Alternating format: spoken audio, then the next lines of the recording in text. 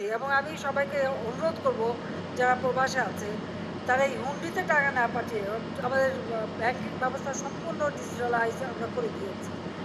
এই সুযোগটা যাতে সকলে নেয় তাতে দেশেরও লাভ। আসসালামু আলাইকুম আর দর্শক, কেমন যারা আছেন পাঠাবে সবাই? তাদেরও লাভ। মাননীয় প্রধানমন্ত্রী, আপনি এত কিছু করার পরও আপনি বাংলাদেশে আপনার ছাত্র সমাজ যেভাবে জেগে উঠেছে বা তাদের বৈধ দাবি বা তাদের যে যৌক্তিক দাবি সেটা আপনি মেনে নেননি এবং আপনার প্রশাসন তাদেরকে কন্ট্রোল করতে পারেনি, কিংবা আপনি হয়তোবা ব্যর্থ হয়েছেন, আপনার প্রশাসন ব্যর্থ হয়েছে। সেই প্রেক্ষিতে প্রবাসীরা কী দোষ করলো? আপনি ইন্টারনেট কেন বন্ধ করলেন?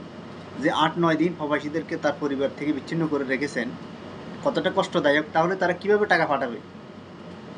আরেকটা হচ্ছে, আপনি বলতেছেন যে ব্যাংকে টাকা রাখার জন্য। এই ভিডিওটা দেখুন, একজন নারী, সে ব্যাংকে আসলো টাকা উঠানোর জন্য। ব্যাংক ম্যানেজার বলতেছে ব্যাংকে টাকা নেই। তাহলে